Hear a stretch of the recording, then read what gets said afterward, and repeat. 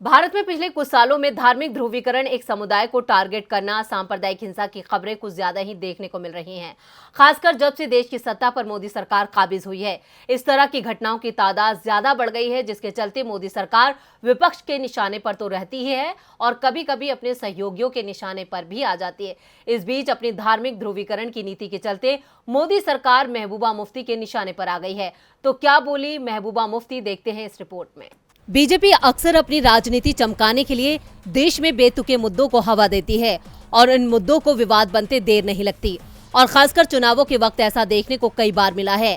ऐसा करके बीजेपी जनता का ध्यान असली मुद्दों से भटकाकर उन्हें धार्मिक ध्रुवीकरण में उलझा देती है और इसका फायदा मिलता है चुनावों में।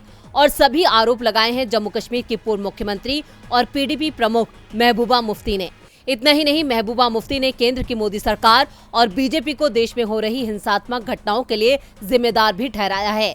पिछले कुछ दिनों से सुर्खियों में बने हुए लाउडस्पीकर विवाद पर पीडीपी प्रमुख ने कहा कि अचानक से लाउडस्पीकर का मामला सामने आया।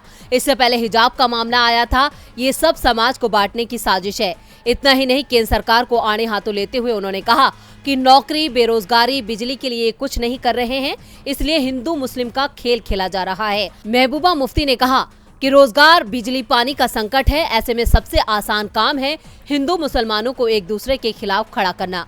अगर ऐसे ही चलता रहा तो भविष्य में हमारे हालात और खराब होंगे। धर्म का दुरुपयोग करके हमारा पड़ोसी तबाह हो गया था, वो आज तक इसका खामियाजा भुगत रहे हैं। उन्होंने धर्म के नाम पर लोगों को बंदूकें दी। हमारे देश में भी यही हो रहा है। इतना ही नहीं, बीजेपी पर गंभीर आरोप लगाते हुए मुफ्ती ने कहा कि धर्म के नाम पर लोगों को बुलडोजर और तलवारें दी जा रही हैं।